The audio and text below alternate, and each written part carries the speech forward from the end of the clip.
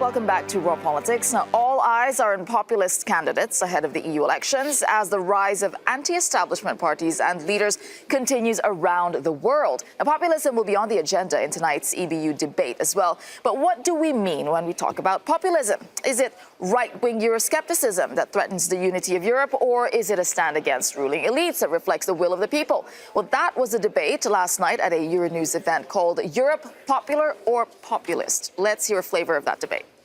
For the first time since its creation, we've got enemies of Europe, people who want to destroy Europe. That's what populism is about. And if those populists unite, and if the pro-Europeans are divided, then we can be at a stalemate first, and then it would be the first step for the victory of the populists, whom we can call nationalists and extreme rightists. Le problème avec les populistes commence au moment où on va écouter leurs soi-disant recettes pour remédier à ces causes. Et là, ils font une erreur capitale, c'est de penser qu'on peut retourner dans l'histoire, que c'est un monde dans l'avenir qui sera basé sur les États-nations et pas sur des grands empires comme par exemple la Chine, l'Inde et la Russie. All right, joining us in the studio to discuss this is Mark Tarbella, a Belgian MEP from the Socialists and Democrats group, and we have William Dartmouth, a British MEP from the Europe for Freedom and Direct Democracy group, and Laura Shields, a communications expert and founder of Red Thread Communications. All right, I'll start with you, Laura, because as we were saying there earlier, what is a populist in this? Are we talking about far-right populist, far-left populist, anti-establishment? There's a lot of ways to describe populists, and we all just lump them into one word. How important is it to define what a populist is? Well, I think it's very important to define what it is, and I'm not going to claim to have the answer, to be honest, because I actually don't know, and I've had various debates with people about what it is. I think certainly there's a strong anti-establishment dimension, as in giving the people who are considered to be the historical elites and ruling parties a bloody nose, because in many countries there was a sense that nothing was really changing. I think you can have left-wing populism, you can have right-wing populism. I think that the things that define them, certainly from the perspective that I take, is that they are media savvy, they understand the power of emotional, simple messages, and they're very, very good at delivering sound bites. And as a result, they're able to get cut through in Europe because actually the EU is rules-based, technical, and quite slow to move. So they get the attention and the headlines. Yeah, they can get the attention very easily. And William, you have been called a populist yourself, and populism is such a big part now of the European debate that towards the election. What role do you think, politicians that are called populists have in this debate? What are they doing? Well, I think it's very, very important because there's a lot of people who've actually been ignored, and there are very profound problems. So you feel you represent the voices that are being ignored? I wouldn't claim to. I mean, I wouldn't claim to represent people who've been ignored necessarily, but a lot of people have been ignored, and that is why we have this phenomena going right, as has just been said, going right across the political spectrum: right, centre left, and left. Syriza in Greece is a left-wing party. The Five Star Movement, which are now in the Italian government, is a centre-left party. So it's completely simplistic to say that it's just right or actually right-wing. But what has to be understood, and this is the important point I'd like to make, is that the alternative to populism is elitism.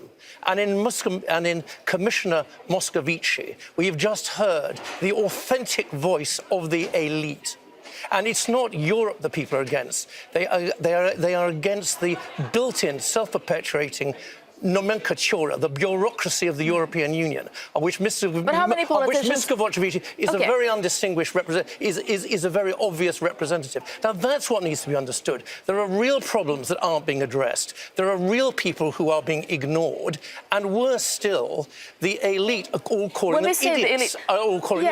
But you say the elite, but how many politicians are really not part of the elite? To be very honest, and who can claim to know exactly what the working class and the poor and everyone else who are unheard. Well, there'll be a turnover, there'll be a change in MEPs. I can say this because I'm not standing. There'll be a change of MEPs in the next section of between 60 and 65%. So there'll be a lot of new people, new MEPs coming in who will be better connected. I mean, for example, the French socialists. Let me ask Mark to jump in as a socialist. As a socialist, as you were saying, there are populists from the left, but normally they're associated with the right. What about your position on populism and what they're doing to Europe?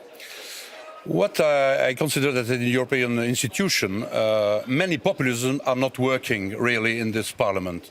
They criticize the work of the others at the TV show, but they are never in the decision meetings when we have to decide on some concrete aspect as something that they are useful for citizens.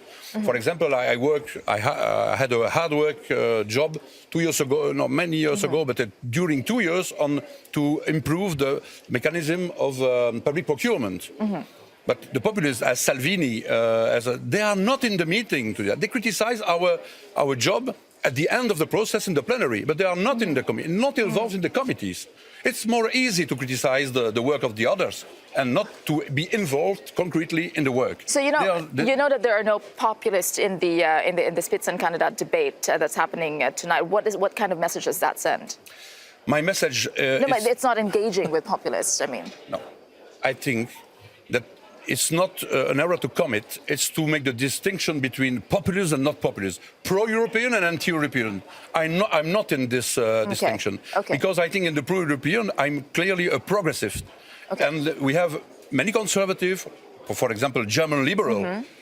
I'm not pro of the German liberal because I think that we have to fight and to face some challenges. Climate change, but also right of workers, right of some people. They are a little bit ignored at the European level. Pension people. You have to fight for more social security in Europe. Laura, jump in. Well, I was actually going to say, I think one of the things that's interesting about populists, I sort of was going to pull a bit, I was going to triangulate, actually, one bit from William and a bit from Mark. When populists sometimes actually get into positions of power, very different things happen. So in the case in Italy, what we're seeing is that even though Five Star were actually the largest party in the coalition, it's Salvini that's ridden in and is making all the noise at the moment and is still riding a wave. In Greece, Tsipras came into power with this whole kind of we're going to smash the plutocrats message and very quickly found out how difficult that was and has had to actually work within the system. And a few weeks ago was on the record as saying Greece has actually learnt the hard way and nationalism and sort of, a very simplistic approach isn't going to work. Okay, very interesting there. Okay, we'll leave it there because now we have to move on. Should a veggie burger still be called a burger? Got a shift there. Well, that's a debate that is causing a stir across Europe today. Let's take a look and find out why.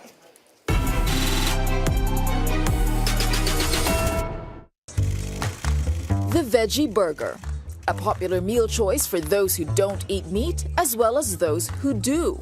Sweeping to fame in recent years, the demand for meat-free food like this has soared. Better for the environment and, some say, better for your health. Companies are striving to capitalize on the age of meatless meat. But with more and more plant-based alternatives on the market, some MEPs here are worried similar labels might mean we're unable to tell the difference. That's why they're pushing for new food labeling rules that would see veggie burgers and sausages rebranded as veggie discs and tubes. But vegans are striking back. A petition against the changes gained some 10,000 signatures in a single day, with critics arguing there's just no evidence to suggest consumer confusion. So, have Europe's politicians bitten off more than they can chew? Okay, we don't have much time for this, but simple question. Is this necessary, really? I think that it's an error I'm against the name veggie burger. Why? Because burger is cheese. It's meat. Sorry, it's meat. Who says? As soya is not milk, it's a juice. And I think that milk is from animal origin. And I think that we have to inform correctly the consumer and not to But no one who sees the word veggie burger would think that the burger is meat. Veggie product, veggie what else, but not burger. Burger, it means meat. Who says?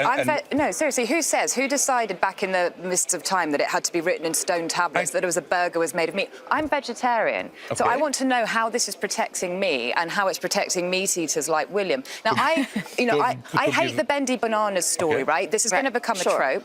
But how is this protecting anybody? We have to give a correct information to consumer, to people. Sure.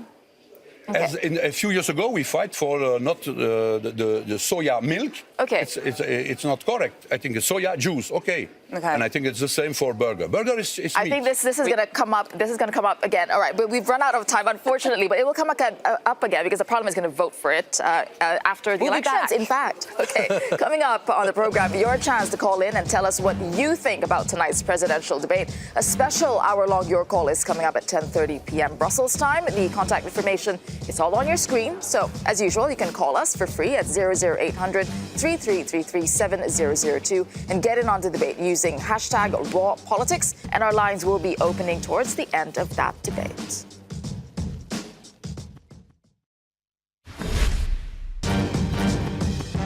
Welcome back to the program. So now political fans are in for a treat this evening. As we've been hearing, coming up at the top of the hour is a debate with the candidates for Commission President.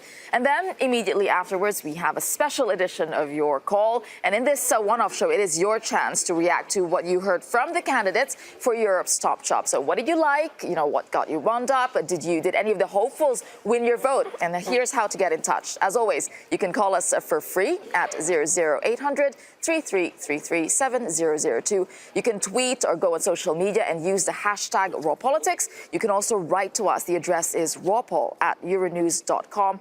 Or get on Skype and look for us there. Just look for Raw Politics. All right, so for that special show, Darren and I are co-hosting a special late-night edition. And joining us to talk about that as well is William Dartmouth, the British independent MEP, and Jennifer Baker. She's back with us, EU policy journalist and founder of BrusselsGeek.com. So we will be taking people's calls, watching that debate tonight between 6 candidates. So what are we watching out for? I mean, what do we expect people really to be calling about? Because the main issues will be there, talked about. Yeah, I think the real treat for viewers tonight, though, is not 90 minutes of watching a political debate. It's the fact that we're hosting Your Call is that it? for the first time ever together. That is true. That's a treat for viewers, if ever there was one. But you're right, actually, looking at this 90-minute debate, which we broadcast live here on Euronews in a couple of minutes, My Europe, what's in it for me is one of the talking points. The environment and our values and the world, which in lots of ways, apart from the environment, they're quite these broad strokes of kind of, well, they could almost be anything. So I'm not entirely sure where the debate's going to go, but the crucial thing about these debates is, will anyone actually stand out? But more importantly, even if they do, will it actually make any difference to how people vote or not? Yeah, what are you watching out for tonight, William? When you I think these debates are actually one of these things that if somebody does really well, it's not going to make very much difference. But if somebody makes some terrible faux pas, which is very easy for a politician to do on TV, they'll then be held below the waterline. Yeah. And Jennifer, what do you want people to call in about? Oh, I want them to call in and say who they think really screwed up, because that'll be amusing. And, you know, part of the fun of these political sort of showings and this kind of three-ring circus thing that we all like to watch is when someone slips up and says something they didn't mean to say. I think because the topics are so broad, the so-called winner will be the person who manages to steer it into their own particular niche area. So I'll be watching out to see who can do that. So do call in, watch a debate and do call in. Yeah, I think we also want to know whether actually, having seen what you just saw, whether that potentially has changed your vote. Yeah, exactly, if you were convinced. All right, so when that debate winds up, don't go to bed, because we will be standing by to hear your reactions. So do get in touch, call in. That's on Your Call immediately after the debate, the Eurovision debate, at 10:30 p.m. Brussels time, only here on Euronews. And one last reminder of how to get in touch. There you go, on your screen. Call us for free at 00800 3333 7002. Tweet using the hashtag #RawPolitics or go on Facebook. Send us an email, rawpoll@euronews.com, and look for us on Skype as well. Okay, now ahead of election time, all politicians are looking to grab, some attention, people's attention. But Italy's Matteo Salvini, he's found a very unique way. Take a look at tonight's Raw Moment.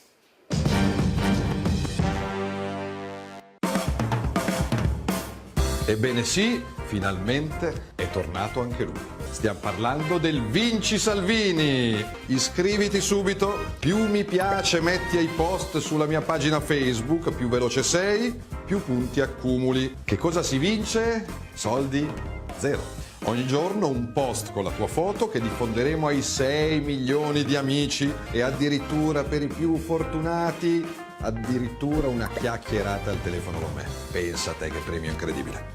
Attenti però, non è sufficiente, con i vincitori delle classifiche settimanali ci incontriamo di persona proprio come hanno avuto l'immensa fortuna di vincere Federico, Lorella, Rita e Rosario. Aiutaci a diffondere la nostra idea di Italia, di Europa e di futuro.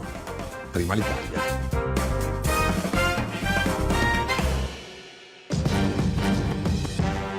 Okay, very quick one. You seem really eager to react. Very quick one to you. I kind of feel like I want to enter this just so I could really go and put a flea in his ear if I actually got to meet him.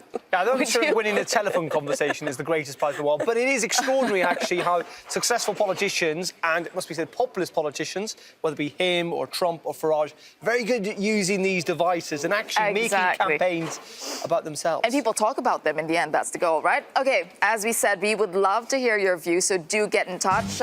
Use the hashtag #RawPolitics. So after the Eurovision debate, we will be back with your call. So do get in touch and call in. So the debate is up next. Stay tuned on Euronews.